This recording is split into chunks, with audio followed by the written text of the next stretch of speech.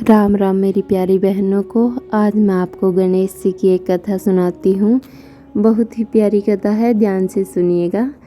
काफ़ी समय पहले की बात है। एक गांव में एक अंधी बुढ़िया रहती थी। वह गणेश जी की परम भगत थी। आँखों से भले ही दिखाई नहीं देता था, परंतु वह सुबह शाम गणेश जी की बंदगी में मगन रहती थी। नित्य गणेश जी की प्रतिमा के आगे बैठकर उनकी स्तुति करती, भजन गाती, व समाधि में लीन रहती। गणेश जी बुढ़िया की भक्ति से बड़े प्रसन्न हुए। उन्होंने सोचा कि यह बुढ़िया नित्य हमारा स्मरण करती है, परंतु बदले में कुछ नहीं मांगती। भक्ति का फल तो उसे मिलना ही चाहिए।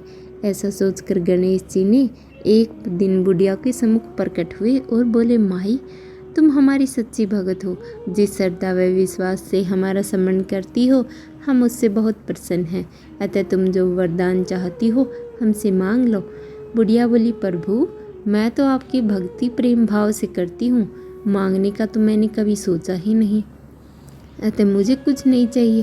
गणेश जी ने पुनः बोले, हम वरदान देने के लिए आए हैं। बुढ़िया बोली, हे सर्वेश्वर, मुझे मांगना तो नहीं आता। अगर आप कहें तो मैं कल मांग लूँ, तब तक मैं अपने बेटे बहू से भी सलाह कर लूँगी। गणेश जी कल आने का वादा करके वापस लौट गए।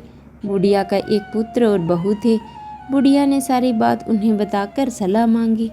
बेटा बोला, माँ, गणेश जी से ढेर सारे पैसे मांग लो, हमारी गरीबी दूर हो जाएगी, सब सुख चैन से रहेंगे। बुढ़िया की बहू बोली, नहीं, आप एक सुंदर पोते का वरदान मांगे, वंश को आगे बढ़ाने वाला भी तो चाहिए। बुढ़िया बेटे और बहू की बातें सुनकर असमंजस में पड़ गई। उसने सोचा, ये दोनों तो अपने अपने मतलब की बातें कर रहे हैं। बुढ़िया ने पड़ोसियों से सलाह लेने का मन बनाया। पड़ोसन भी नेक दिल की थी। उसने बुढ़िया को समझाया कि तुम्हारी सारी जिंदगी दुखों में कट गई, अब जो थोड़ा जीवन बचा है वह तो सुख से व्यतीत हो जाए। धन और पोते का तुम क्या करोगे?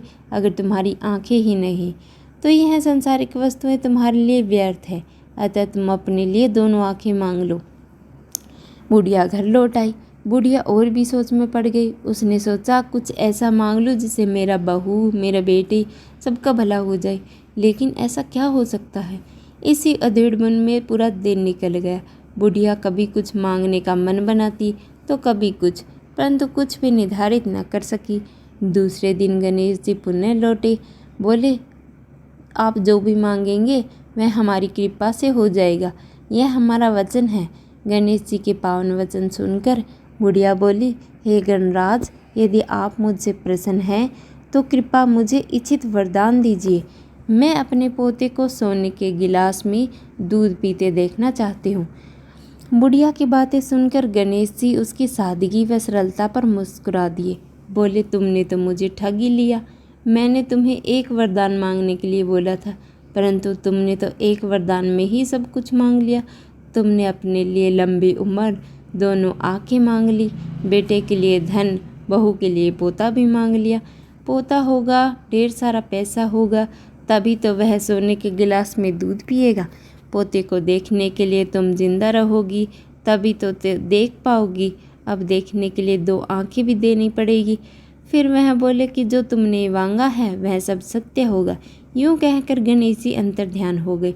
कुछ समय बाद गणेश जी की कृपा से बुढ़िया के घर में पोता हुआ। बेटे का कारोबार चल निकला और बुढ़िया की आंखों की रोशनी भी वापस आ गई। बुढ़िया अपने परिवार सहित सुखपूर्वक जीवन व्यतीत करने लगी। धन्यवाद। आपको मेरी वीडियो पसंद आए तो इसे लाइक करना, मेरे चैनल को सब्सक्राइब करना।